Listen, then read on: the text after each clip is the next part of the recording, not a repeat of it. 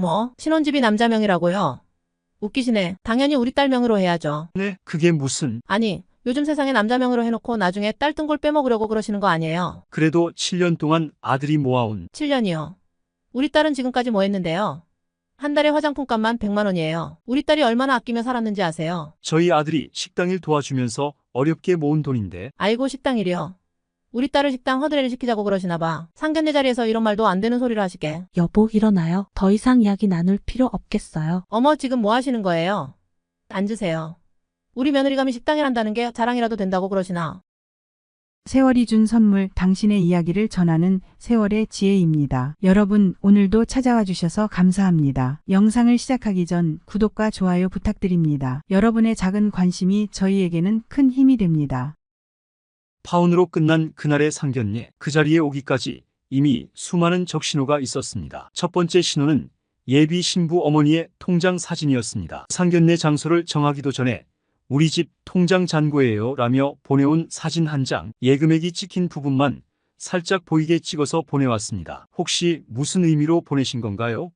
라고 묻자 돌아온 답장. 아니에요. 그냥 우리 딸이 어떤 집안에서 자랐는지 참고만 하시라고요. 통장 거래 내역 보시면 아시겠지만 우리는 백화점에서만 한 달에 몇백씩 쓰거든요. 우리 딸도 그런 환경에서 자랐으니까 시집가서도 그 정도는 유지되어야 하지 않을까요? 그리고는 매일같이 카드 매출 문자를 캡처해서 보내왔습니다. 롯데백화점 의류 매장에서 267만 원 결제, 현대백화점 명품관에서 512만 원 결제. 요새는 좀 절약하면서 살고 있어요. 예전엔 이것보다 더 썼는데. 이어서 상견례 장소를 정하는 과정도 순탄치 않았습니다. 우리 동네 한식당으로 하면 될 것 같아요. 분위기도 좋고. 아니에요. 첫 상견례인데 일식당이 더 좋겠어요. 일식당도 격이 안 맞네요. 호텔 레스토랑으로 해요. 아 맞다.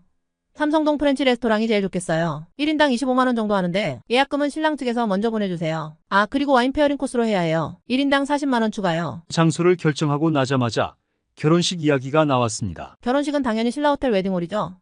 예약금이 300만 원인데 일단 내일까지 보내주세요. 늦으면 날짜를 못 잡아요. 신혼여행은 두바이로 하시죠.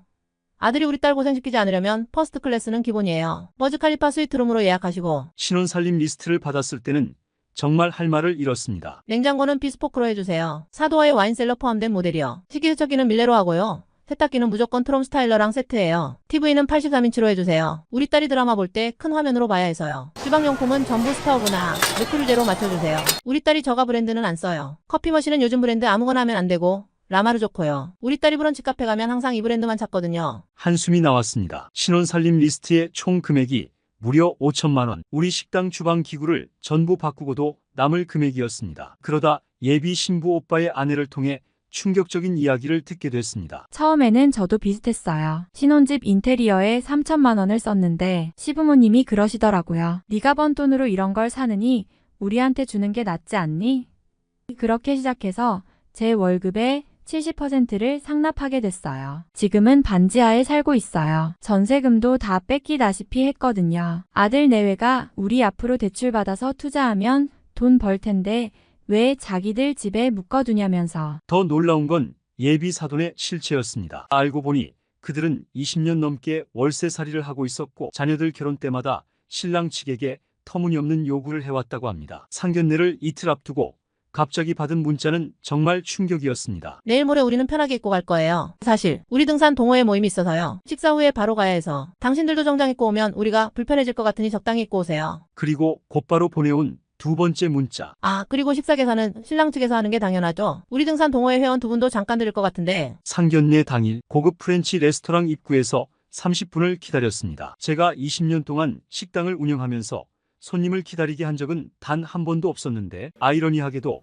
제가 손님이 된 이 자리에서 이런 대접을 받고 있었습니다. 그리고 마주한 광경에 할 말을 잃었습니다. 형광색 등산복에 등산화, 손목에는 금값이라던 스마트워치까지. 게다가 예고했던 등산 동호회 회원 두 분은 사실 예비 신부 어머니의 친구들이었습니다. 아이고 이게 누구야? 신랑 될 사람 부모님? 등산복 차림의 친구들이 우리를 위아래로 훑어보며 말했습니다. 아니 근데 왜 이렇게 꽉 막히게 정장을 입고 오셨어요? 웨이터가 드레스 코드를 설명하려 했지만 예비 사돈이 가로막았습니다. 아니 식당이 왜 이래요?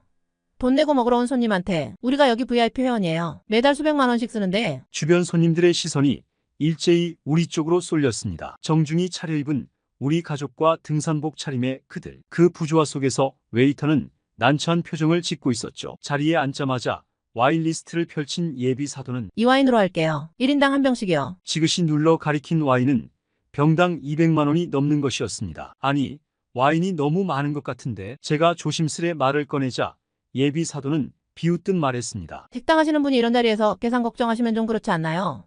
우리 딸 시집 보내는데 이 정도도 못하시나? 앞으로 우리 딸 먹여 살리기는 하시겠어요? 그때 웨이터가 메뉴판을 가져왔습니다. 우리는 다 코스로 할게요. 제일 비싼 코스로요. 예비 사도는 메뉴판을 거들떠 보지도 않고 말했습니다. 어차피 식당 하시는 분이라 이런 고급 코스 요리는 잘 모르실 테니까 우리가 골라드릴게요. 20년 동안 주방을 지켜왔지만 이렇게 모욕적인 말은 처음이었습니다. 더구나 옆자리에 앉은 등산 동호회 친구들까지 키득거리며 웃는 모습에 속에서 화가 치밀어 올랐습니다. 아니, 근데 진짜 궁금한 게 있는데요. 예비 사돈의 친구가 갑자기 말을 걸었습니다. 식당이면, 그러니까 식당 주방장이신 거예요? 아니면 그냥 잡부? 아내의 얼굴이 하얗게 변했습니다. 저는 침착하게 대답했습니다. 20년 넘게 한 식당을 운영하고 있습니다. 주방장이자 사장이고요. 에이, 그래도 프렌치 레스토랑하고는 급이 다르잖아요. 여기 셰프는 프랑스에서 공부하고. 음식이 나오기도 전에 이런 식이었습니다. 첫 메뉴가 나왔을 때도 그들은 멈추지 않았습니다. 아이고, 이런 플레이팅 처음 보시죠? 한식집에선 그냥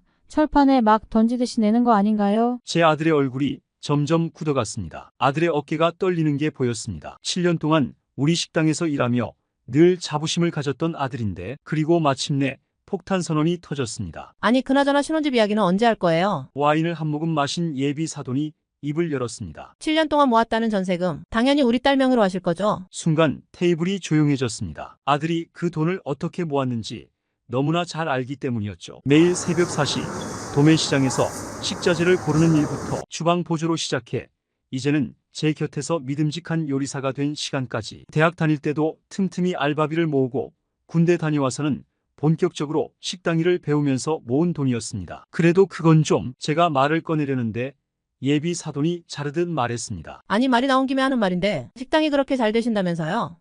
우리 딸 결혼하는데 5천만 원 정도는 더 준비하셔야. 옆에 있던 등산 동호회 친구가 거들었습니다. 그러게 식당 하면 현금이 쏠쏠하잖아. 어려운 거 아니지. 이어서 예비 사돈은 충격적인 말을 더했습니다. 물론 우리 딸 월급은 건드리면 안 되고요. 매달 50만 원씩 우리한테 용돈도 주셔야 해요. 사위된 자로서 당연한 거 아니에요? 그때 옆자리에서 아들의 숨소리가 거칠어지는 게 느껴졌습니다. 저도 더는 참을 수 없었습니다. 그리고 주말에는 우리 집에 와서 밥 해주고 가사 일도 도와줘야. 더는 듣고 있을 수가 없었습니다. 천천히 자리에서 일어났습니다. 어머 지금 뭐 하시는 거예요? 예비 사돈이 목소리를 높였습니다. 죄송합니다만 이렇게는 안 될 것 같네요. 뭐가 안 된다는 거예요? 앉으세요. 지금 우리 딸 무시하는 거예요. 주변 손님들이 우리 테이블을 쳐다보기 시작했습니다. 웨이터들도 난처한 표정으로 서성거렸죠. 고급 레스토랑의 공기가 순식간에 얼어붙었습니다. 누가 무시를 합니까? 지금까지 무시한 건 당신들이지 않습니까? 제 목소리가 떨렸습니다. 우리가 언제요? 그저 편하게 입고 왔다고. 등산복이 문제가 아닙니다. 제가 천천히 하지만 단호하게 말했습니다. 우리가 식당을 한다고 무시하고 우리 아들이 7년 동안 모은 돈을 그깟 전세금이라고 깎아내리고 제가 20년 넘게 주방에서 요리하며 손님들을 대접했는데 오늘 처음으로 손님으로 와서 이런 대접을 받네요. 예비 사돈의 얼굴이 새빨개졌습니다. 뭐라고요?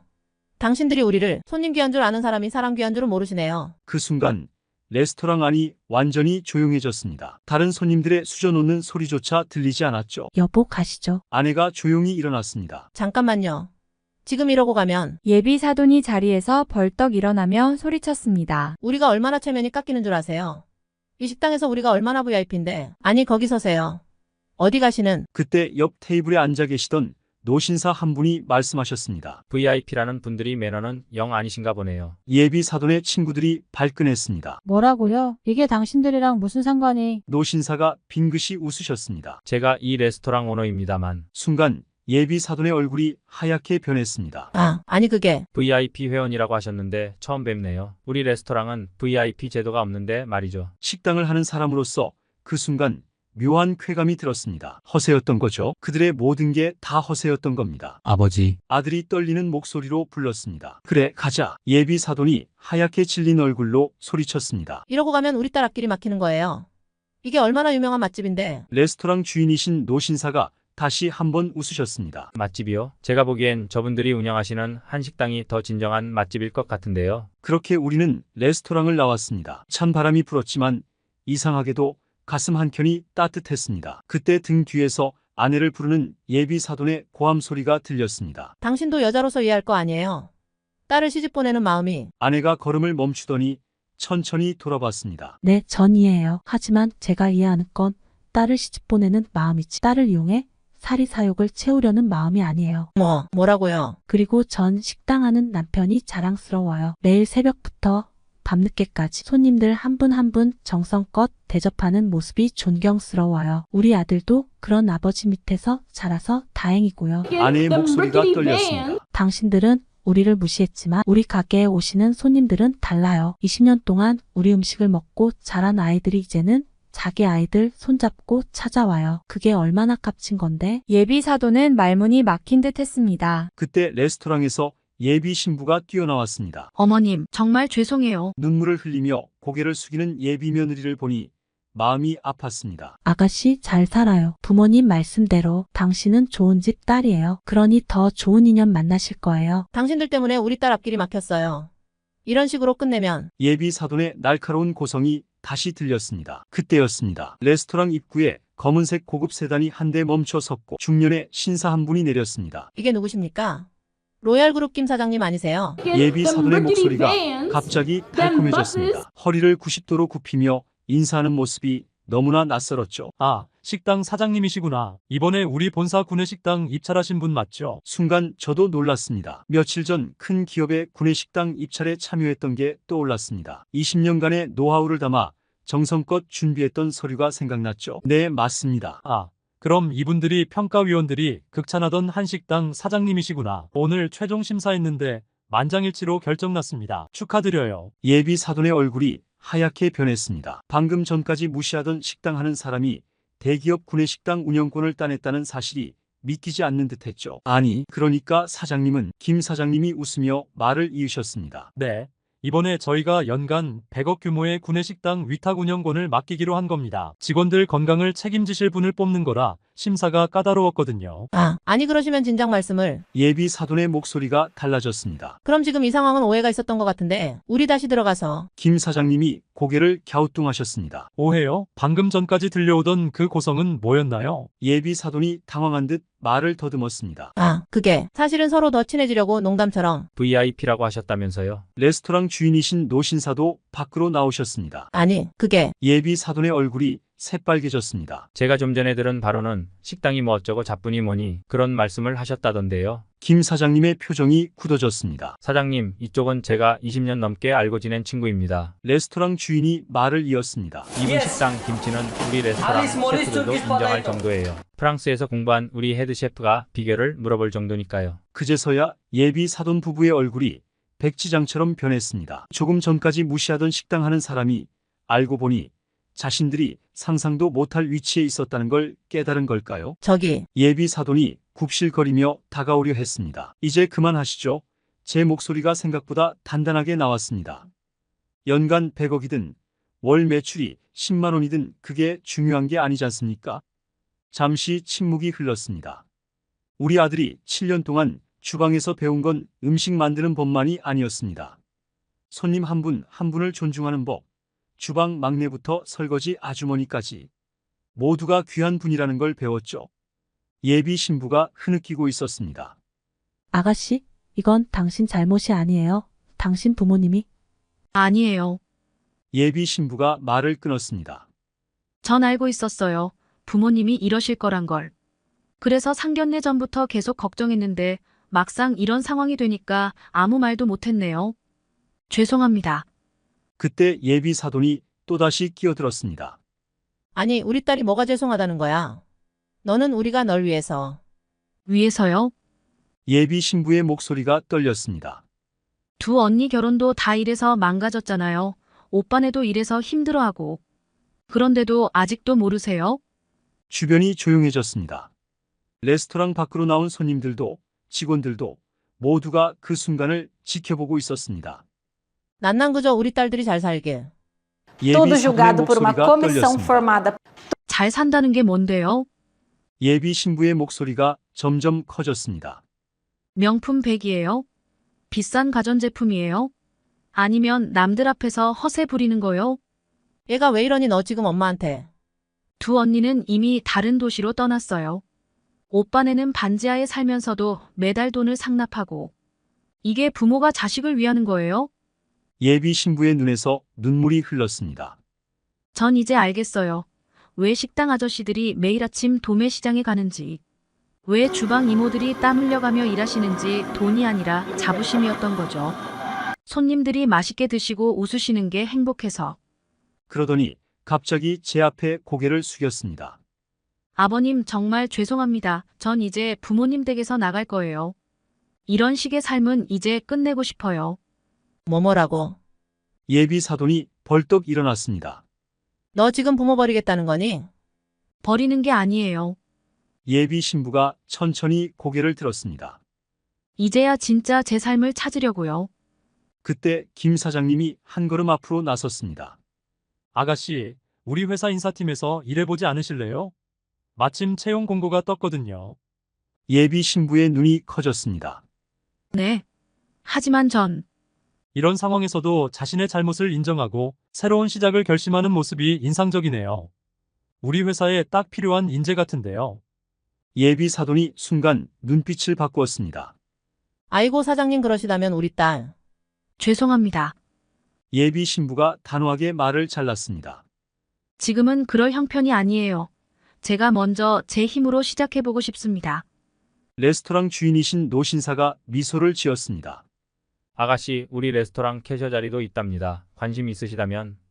예비 신부가 밝게 웃었습니다. 감사합니다. 하지만 전 제가 좋아하는 일을 찾아보고 싶어요. 남들의 기준이 아닌 제 기준으로요. 그 순간 제 마음 한켠이 따뜻해졌습니다. 이제야 그녀가 진정한 자유를 찾은 것 같았으니까요. 너 정말 이럴 거야. 예비 사돈의 목소리가 흔들렸습니다. 엄마, 아빠 이제 그만하세요. 전 이만 가볼게요. 예비 신부는 부모님께 인사를 하고는 우리 가족을 향해 다시 한번 고개를 숙였습니다. 정말 죄송했습니다. 그리고 감사했어요. 그렇게 그녀는 돌아섰습니다. 등산복 차림의 부모님과 친구들을 뒤로 한 채 당당한 발걸음으로 걸어나갔습니다. 김 사장님이 제게 말씀하셨습니다. 다음 주부터 구내식당 운영 준비 시작하시죠. 직원들이 벌써부터 기대가 크답니다. 레스토랑 주인이신 노신사도 웃으며 말씀하셨습니다. 우리 레스토랑에도 가끔 들러주세요. 프랑스 셰프가 한식의 매력에 대해 더 배우고 싶어 합니다. 예비 사돈 부부는 그 자리에 얼어붙은 듯 서 있었습니다. 자신들이 그토록 동경하던 사람들과 제가 이야기를 나누는 모습이 믿기지 않는 듯 했죠. 아버지, 아들이 제 손을 잡았습니다. 그래, 이제 가자. 우리 가족은 그렇게 발걸음을 옮겼습니다.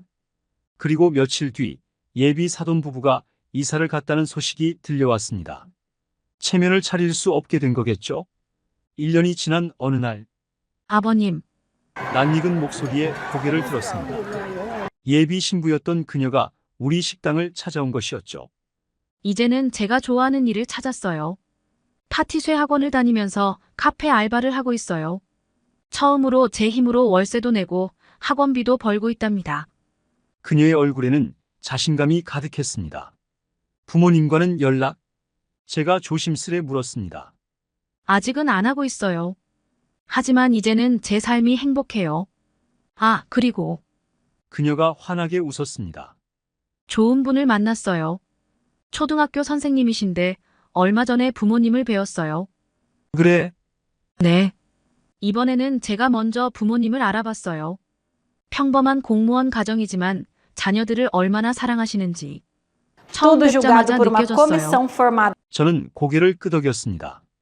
아버님, 그때 그 선택이 아니었다면 전 아직도 허상을 쫓고 있었을 거예요. 정말 감사합니다. 따뜻한 커피 향이 주방에서 홀까지 은은하게 퍼져나갔습니다. 돌이켜보면 그날의 10분은 우리 가족에게도 그녀에게도 큰 선물이었습니다.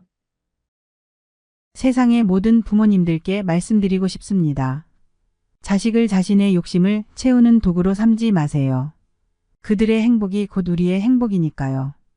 여러분의 인생에도 반드시 이런 순간이 찾아올 수 있습니다. 그때 여러분은 어떤 선택을 하시겠습니까?